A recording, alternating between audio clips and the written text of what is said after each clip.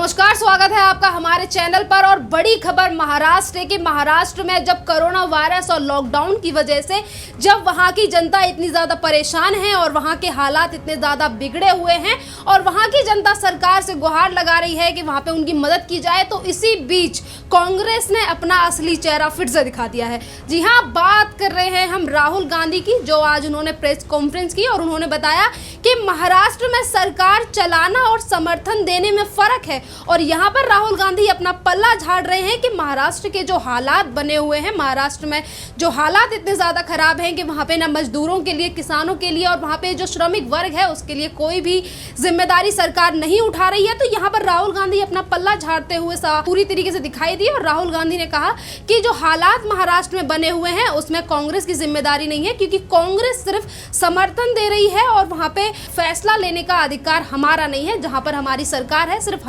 वही हम फैसला ले रहे हैं। तो यहाँ पर आप देख सकते हैं कि हमेशा की तरह यहाँ पर जब सत्ता की मलाई लूटने और खाने की बात आती है तो कांग्रेस सबसे पहले ये कहती है कि यहाँ पर हम मिलकर काम करेंगे, यहाँ पर हमारी सरकार है। और जब गरीब मजदूरों की, वहाँ पे जनता की, जब वहाँ पे उन्हें जरूरत है इस सरकार की, तो यहाँ पर किस तरीके से राहुल गांधी ने अपना पल्ला झाड़ दिया है। तो इसी बात को लेकर बात करते हैं कि किस तरीके से जो सरकार है, 3 पहिया सरकार है महाराष्ट्र की, इसकी आपस में ही गुटबाजी अंदर ही अंदर होती रहती है और बाहर जनता के लिए इन्होंने कोई काम करके नहीं दिया। ये जो राहुल गांधी की तरफ से आज जो पल्ला झाड़ा गया है और ये अपनी जान बचाने की कोशिश कर रहे हैं कि महाराष्ट्र के हालात जो खराब हैं वो कांग्रेस की वजह से नहीं बल्कि एनसीपी और शिवसेना की वजह से हैं। अगर आप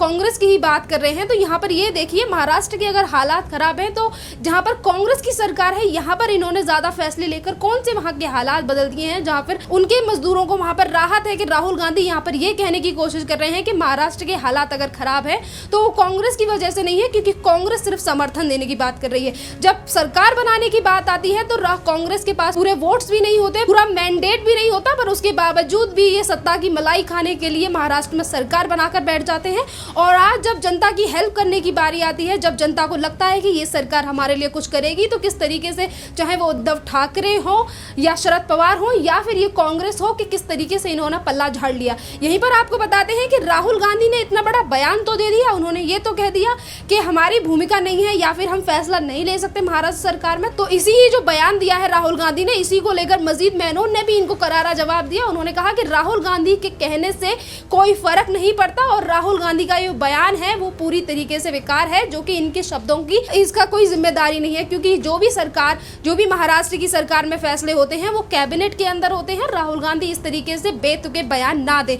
तो यहाँ पर आप देख सकते हैं कि जो राहुल गांधी केंद्र सरकार को बार बार एडवाइस देने के लिए आ जाते हैं, यूपी सरकार को बार बार एडवाइस देने के लिए आ जाते हैं और ये कहते हैं कि इस तरीके से काम नहीं करना चाहिए बल्कि इस तरीके से काम करना चाहिए। और यहाँ पर ही इनकी जो महाराष्ट्र में सरकार है, जब एनसीपी के नेता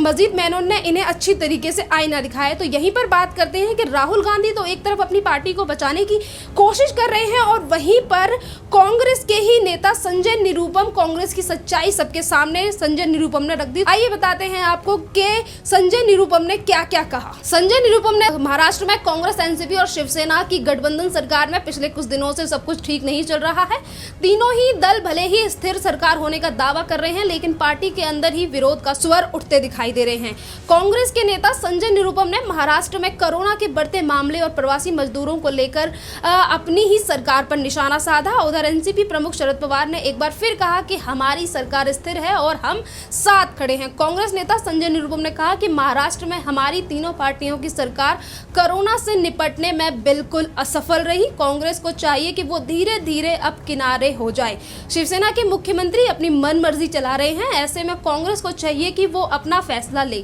जो राजनीतिक घटनाक्रम से चल रहा है जिसकी जिम्मेदारी शिवसेना की है। और संजय निरुपम ने कहा मुंबई को तेजी से वुहान बनाने की राह पर है, मतलब मुंबई वुहान बनने की राह पर है। और यहाँ पर संजय निरुपम ने यह भी कहा कि प्रवासी मजदूरों के मामले में भी हमारी सरकार पूरी तरीके से फेल रही है। अगर केंद्र लिस्ट मांग रहा है तो हमारी सरकार दे क्यों नहीं रही, लिस्ट तो तुरंत देनी चाहिए। हालांकि इस दौरान उन्हें एनसीपी की तारीफ भी की और उन्होंने कहा कि अगर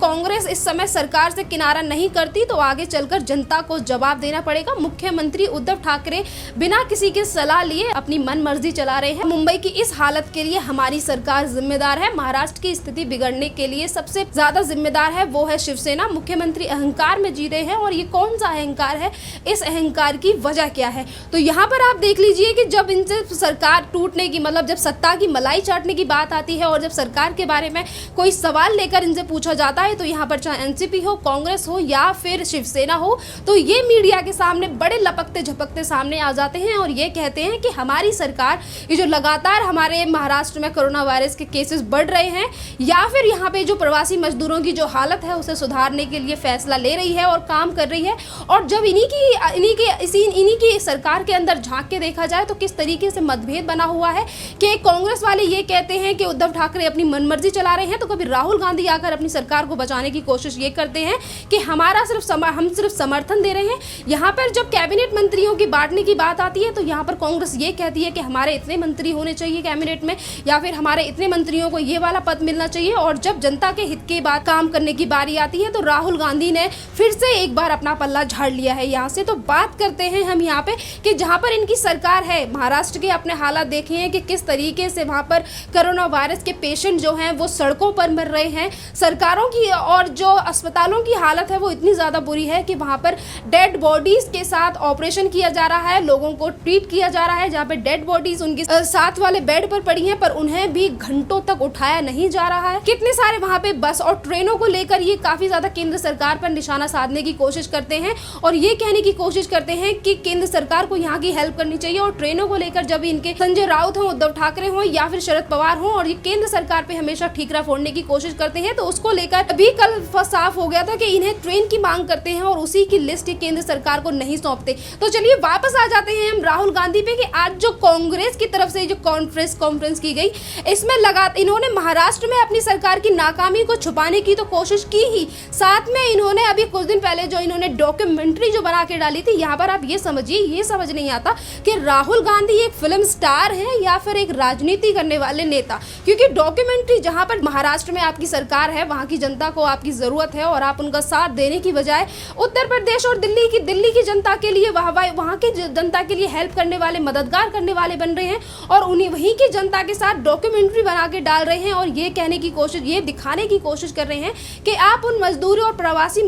मजदूरों के लिए कितना कुछ सोचते हैं। अगर आपको इतना ही ज्यादा दर्द दिखाना था और इतनी ही ज्यादा हेल्प करनी थी तो क्यों नहीं गए आप महाराष्ट्र में? क्या महाराष्ट्र में आपकी जनता नहीं है? क्या महाराष्ट्र में आपकी सरकार नहीं है? क्या पंजाब में प्रवासी मजदूर नहीं है या केरल में आप प्रवासी मजदूर नहीं है? क्या राजस्थान में लोग भूखे नहीं मर रहे? जहां पर इनकी सरकार है वहां से ये पूरी तरीके से अपना पल्ला झाड़ लेते हैं और जहां इनकी सरकार नहीं है, जहां पे ये विपक्ष में बैठे हैं, वहां पर ये अपनी राजनीति करने के लिए मिनटों में सामने आ जाते हैं। ये वही राहुल गांधी हैं जहां पर इनके राज्य में, महाराष्ट्र में इतने ज्यादा केसेस बढ़ रहे हैं और इतने ज्यादा लोग मर रहे हैं राजस्थान में, उनको लेकर इनको कोई सूझबूझ नहीं है। पर जब बात आती है उत्तर प्रदेश की तो ये चाहे ये हो, चाहे राहुल गांधी हो, चाहे राहुल गांधी की बहन प्रियंका वाड्रा हो, चाहे इनकी माता सोनिया गांधी हो, ये हमेशा राजनीति करने के लिए सामने आ जाते हैं, कभी सरकार को एडवाइस करने लगते हैं। लॉकडाउन को लेकर आज इन्होंने अपनी प्रेस कॉन्फ्रेंस में ये कहा कि 60 दिन का लॉकडाउन खत्म होने जा रहा है, मोदी सरकार ये बताए। मैं नम्रता से ये पूछना चाहता हूँ कि प्लान बी क्या है?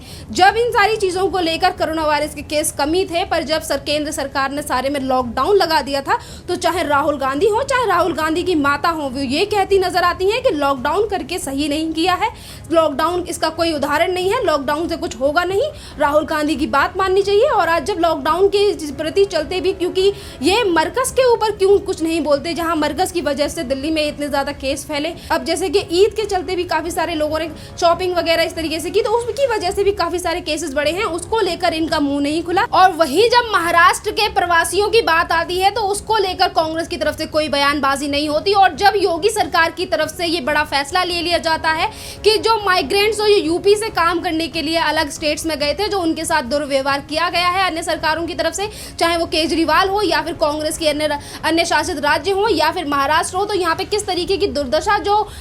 माइग्रेंट्स लेबर के साथ की गई है, तो उसी के लिए जब योगी सरकार की तरफ से फैसला लिया जाता है कि अगर आपको यूपी के किसी लेबर को या फिर अपनी स्टेट में बुलाना है तो उससे पहले योगी सरकार से परमिशन लेनी होगी, उन्हें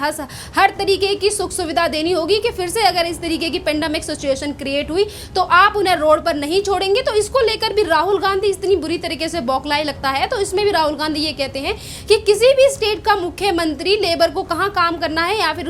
उसके राज्य की जनता को कहाँ काम करना है, कहाँ नहीं काम करना, उसको लेकर कोई भी फैसला नहीं ले सकता। मतलब जिन बातों का इनका कोई तर्क नहीं होता, उन्हें बोलने में राहुल गांधी कभी भी पीछे नहीं हटते। और यहाँ पर इन्होंने एक और बात कही कि जिस तरीके से इन्होंने डॉक्यूमेंट्री रिलीज की थी अपनी, उसको लेकर वित्त मंत्री निर्मला सीतारमण ने भी इनसे कहा था कि राहुल गांधी ने सिर्फ उन मजदूरों से बात करके उनका सिर्फ टाइम वेस्ट किया है। अगर राहुल गांधी अगर डॉक्यूमेंट्री बना ही रहे थे तो क्यों ना उनके साथ उनका बैग उठाकर चले जाते। तो यहाँ पर भी राहुल गांधी अपनी सफाई देते हुए नजर आते हैं और ये कहते हैं कि मैं उनके साथ बैठा था और उन्हें जानने की कोशिश कर रहा था कि उनके दिल में क्या था। अगर यहाँ पर मुझे ये इजाजत दें तो मैं उन लोगों का एक का ही नहीं बल्कि 10-15 लोगों का बैग उठाकर चलने लगूं। मतलब उन्हें दिल्ली से यूपी तक छोड़ने की बात यहाँ पर राहुल गांधी करते हैं। जो राहुल गांधी बिना गाड़ियों के कभी धूप में बाहर नहीं जाते, मजदूरों से भी मिलने जाते हैं तो अपनी हर सुख सुविधा के साथ उनके पास जाते हैं। और वही राहुल गांधी इस तरीके के बड़े बड़े दावे करते हैं जहां पर अपनी राज्य की जनता को देखा नहीं जाता और यहाँ पर इन यूपी की